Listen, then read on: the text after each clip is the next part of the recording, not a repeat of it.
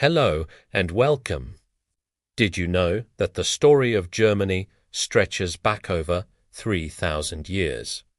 It's a tale not just of castles and kings, but of ancient tribes, epic clashes with empires, and a long, winding road to becoming the nation we know today.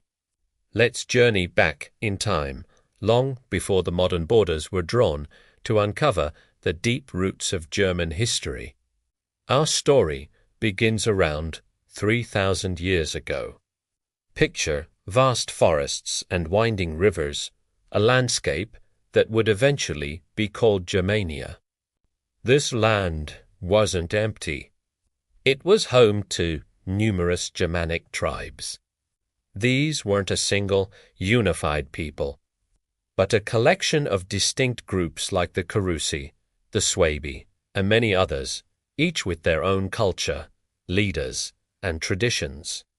They were farmers and fierce warriors, slowly expanding from their northern homelands in Scandinavia and the North German plain, pushing south into the heart of Central Europe. Their world was one of wood, iron, and a deep connection to the natural world. This initial migration and settlement period laid the very first stones of what would, centuries later, become a nation. As these tribes moved south, they eventually came face to face with a superpower, the Roman Empire. The Rhine and Danube rivers became more than just waterways. They became a massive frontier, a line separating two vastly different worlds. For centuries, the relationship between the Germanic tribes and Rome was a complex dance of trade, conflict, and cultural exchange. Romans wanted amber, furs, and soldiers for their auxiliary armies. In return, Germanic leaders received Roman goods like wine, glass, and silver, which became symbols of status and power, but it wasn't all peaceful. The Romans saw the tribes as barbarians, and their attempts to conquer Germania led to some of history's most famous battles. Perhaps the most legendary of these was the Battle of the Teutoburg Forest in the year 09 AD. A Roman army of 3 legions, nearly 20,000 men, marched deep into Germania. Led by the governor Verus, what Verus didn't know was that he was being led into an elaborate trap by a man he trusted. Arminius, a chieftain of the Carusi tribe. Arminius had served in the Roman army, understood their tactics, and used that knowledge against them. He united several Germanic tribes, and, in the dense, rainy forest, they ambushed the Romans. The result was a catastrophic defeat for Rome. 3 entire legions were wiped out. This victory was a defining moment. It halted Roman expansion east of the Rhine and became a powerful symbol of Germanic resistance and identity for centuries to come. It proved that these so-called barbarians could not be easily conquered. In the centuries following the Teutoburg Forest, the political landscape of Germania began to shift. The constant conflict and interaction with Rome forced the tribes to adapt. Smaller groups began to band together, forming larger, more powerful confederations for mutual defense and conquest. This is when we see the rise of names that echo through history: the Franks, the Goths, the Vandals, and the Saxons. These weren't just tribes anymore. They were proto-kingdoms, powerful forces that would play a crucial role in the final chapters of the Western Roman Empire. The Franks, for instance, settled in what is now France and Western Germany. Laying the groundwork for the Carolingian Empire, the Goths would famously sack Rome itself. This era of migration and consolidation, often called the Migration Period, completely redrew the map of Europe. Out of this crucible of change, one figure emerged who would tower over the rest: Charlemagne, or Charles the Great. As king of the Franks, he united a vast territory that included modern-day France, Germany, and parts of Italy. In the year 800, on Christmas Day, he was crowned emperor by the Pope in Rome, reviving the idea of a Western Roman Empire. His Carolingian Empire was a beacon of relative stability and learning in a chaotic age. He promoted education, standardized laws, and established a political center in Aachen, a city in modern Germany. Although his empire would eventually fragment after his death, Charlemagne's reign was a pivotal moment. He created a shared political and cultural identity in Western and Central Europe, a legacy that directly influenced the development of both France and Germany.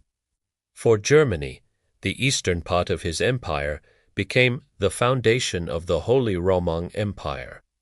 The Holy Roman Empire, founded in the 10th century, is one of the most complex entities in European history. It was a patchwork of hundreds of territories, duchies, principalities, free cities, and bishoprics all loosely gathered under a single emperor. It was, as the saying goes, not very holy, not Roman, and not quite an empire in the modern sense. For nearly 1,000 years, this decentralized structure defined the German lands. Power was fragmented, shared between the emperor and countless local princes. While it prevented the formation of a strong, unified German state like France or England, it also fostered incredible cultural and economic diversity. Cities like Hamburg and Lübeck thrived as part of the Hanseatic League, a powerful trading alliance. Universities were founded, and a rich tapestry of local customs, dialects, and traditions flourished. This long era of fragmentation finally began to change in the 19th century. The Napoleonic Wars had shattered the old Holy Roman Empire, and a new wave of nationalism was sweeping across Europe. People began to think of themselves not just as Bavarians, Prussians, or Saxons, but as Germans. The dream of a unified German nation grew stronger, but who would lead it? The two most powerful German states were Austria and Prussia. The question of who would dominate a united Germany was the central political issue of the time.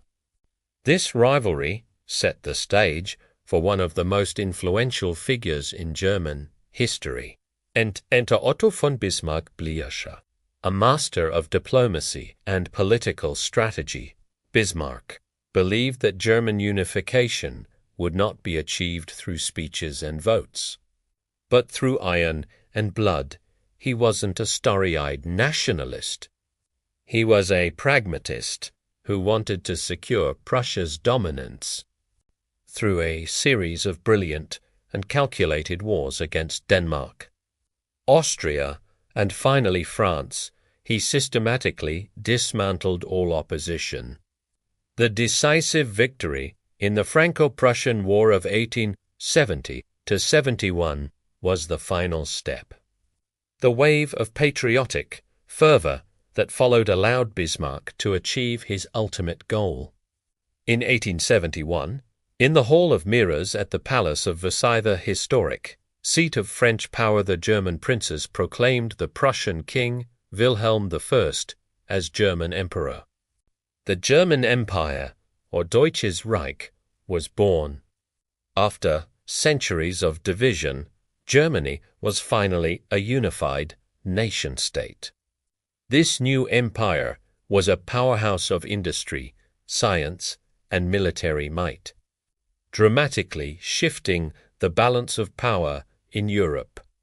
This moment marked the culmination of a journey that began with scattered tribes in ancient forests. From the tribal migrations and clashes with Rome, through the era of Charlemagne and the fragmented Holy Roman Empire. To Bismarck's unification, the path was long and complex. This 3,000-year evolution, full of conflict, creativity, and change, shaped not only a nation but the course of world history. Thank you so much for joining me on this journey through Germany's ancient roots. If you found this fascinating, please like, share, and subscribe for more deep dives into history. See you next time.